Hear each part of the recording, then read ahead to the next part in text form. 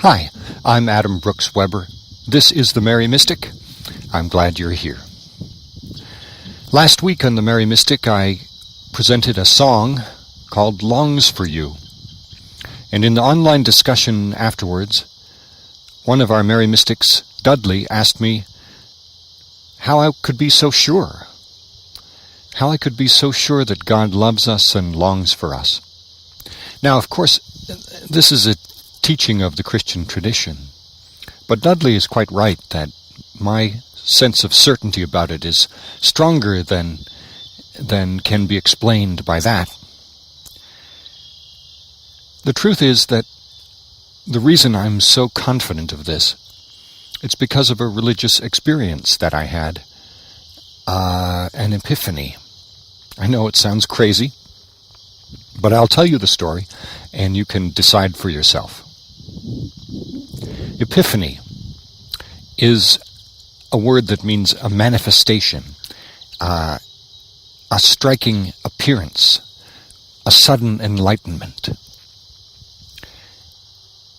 In my church, and in most parts of the Western Christian traditions, Epiphany is also a day. It's January 6th, at the end of the 12 days of Christmas, a day when we read that story from the Gospel of Matthew, where the Magi arrive in Bethlehem and kneel before the infant Jesus. In eastern parts of the Christian tradition, the Epiphany Day is more about the baptism of Jesus. And that story about how down by the river there was a voice that said, "This is my Son, the Beloved, in whom I am well pleased." But whether it's the Eastern tradition or the Western tradition, Epiphany is about that sudden appearance, that striking enlightenment, the appearance of God, and the realization that, amazingly, God really is here with us right now. Occasionally throughout my life, I've experienced epiphanies of that sort. I had one about 10 years ago. At this time, I was still in my former career as a professor of computer science. I was teaching at Monmouth College in Illinois, and I was in the middle of what should have felt like a very successful career. I had published a couple of textbooks. I had published a sufficient number of journal articles and things. My classes were popular with students. But for me, it was feeling very unfulfilling. And what was fulfilling for me was the unpaid work that I was doing, helping out with chapel services on the campus, and helping out with a church that my wife Kelly and I helped to start in Illinois. And so I was wrestling with this growing realization that I needed to change my direction. Now, it's easy to advise another person to take the plunge, to dare to dream, to follow your bliss, and so on. But I was finding it very difficult to take that advice myself. I thought, I spent 5 years at Cornell getting a PhD, and I spent 12 years pursuing a career as a computer science faculty member, writing and publishing and getting grants and developing courses and teaching, and somehow turning my back on all that body of work was really hard to swallow.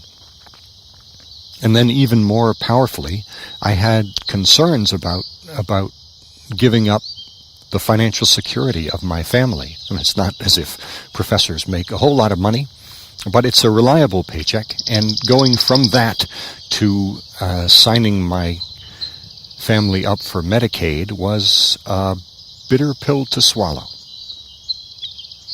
And so I fought against it for more than a year. On the long commute to the college, I used to pray while driving. Probably, putting the fear of God into other motorists. I would pray to God and say, God, you're the cause of this problem in my life, so how about giving me a hint? How about telling me how to figure this out? What should I do? Show me a sign.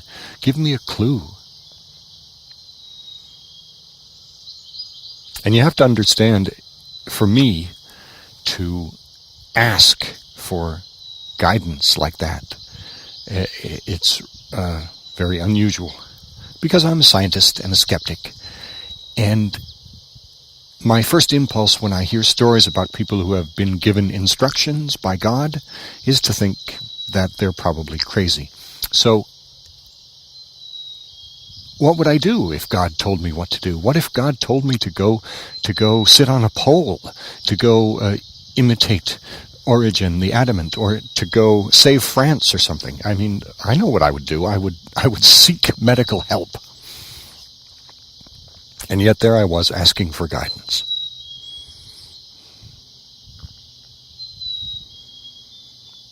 I remember the day.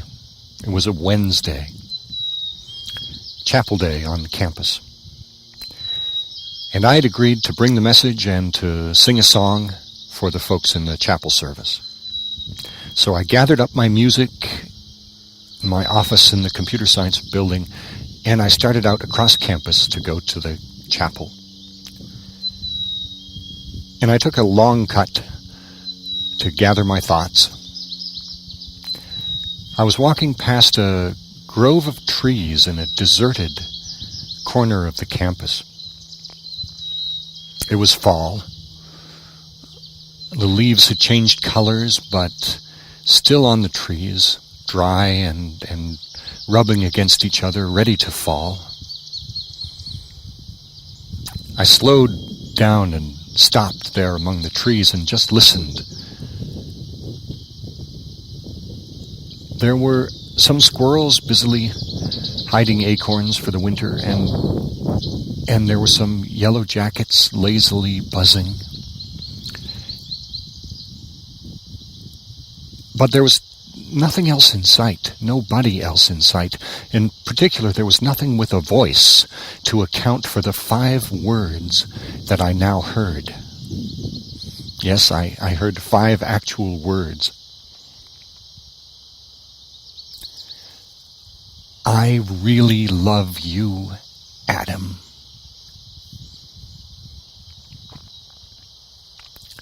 If I could reproduce those words for you the way I heard them, could I revive within me their symphony and song? You would believe. The voice was neither loud nor soft, neither male nor female, but it was zinging with a kind of rich, juicy longing.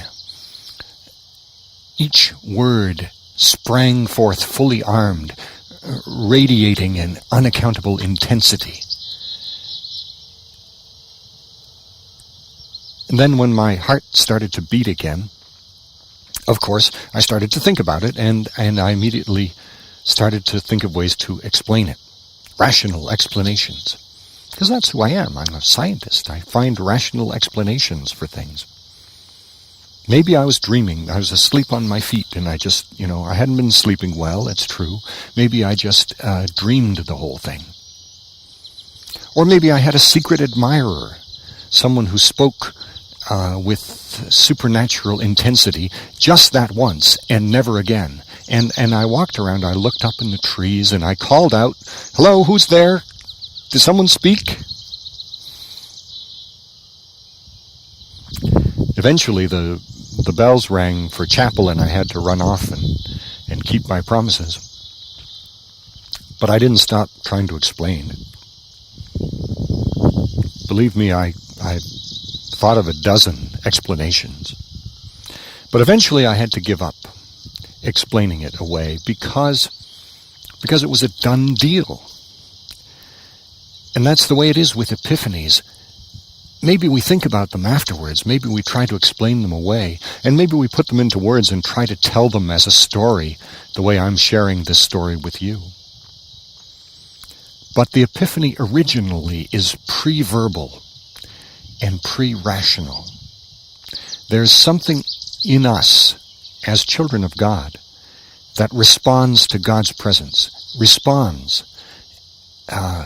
even before we've had time to think about it. And that's what happened to me. There was something inside that went, And that's what Epiphany is all about. Now, it didn't solve all my problems. In fact, it didn't solve any of my problems. And for a while I was angry with God about that. It seems pretty thankless now, but I was angry. I thought, come on. I've been praying for a year. I've been asking for guidance, and this is what you give me? I really love you, Adam. I mean, thank you for the affirmation and all that, but couldn't you answer the damn question? But no, of course not. Epiphanies rarely answer any questions. I think it was so for the Magi. They had the Epiphany experience of seeing God in the infant Jesus. And they had a vision that told them a dream that told them to go home by a different way, and that's all we hear about them. It doesn't say what that different way was, but it seems like a fair bet that it wasn't magic. It was a long journey and a rough one and a dangerous one. They were looking for water. They were trying to avoid dangerous animals and thieves on the road, and their butts hurt and their camels stank, and they were probably griping to God. Home by a different way? Couldn't you give us just a little more information than that? Or maybe, being, as it says, wise ones, maybe they were wise enough to know that epiphanies don't come with answers, usually. Mine certainly didn't. And as I've heard other people's stories, I rarely hear stories of people who get answers that way. God doesn't tell us what to do so much. God doesn't tell us how to do it, how to change our career, how to overcome our obstacles, how to go home by a different way, how to bring our lives into greater harmony with God's great song. The Epiphany is more about why. Why change your career? Because God is here and you knew it. Why overcome those obstacles? Because God is here. Why go home by a different way? Because God is here. Why bring your life into harmony with God's great song?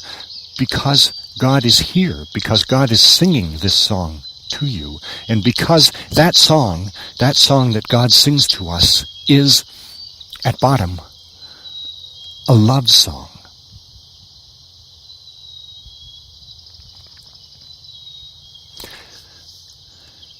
So, Dudley, that's why I feel in my heart so confident of God's longing love for us. Thanks for asking.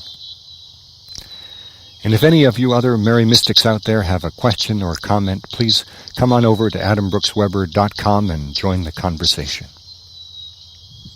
Hey, if you're watching this anywhere but on adambrooksweber.com, head over there. You can sign up for the Merry Mystic and leave a comment or a question. You ever had an epiphany? You ever had that moment of recognizing God's presence even before thinking about it? What makes you go, ah? That's it. Thank you for listening. Let's make God smile this week. Bye now.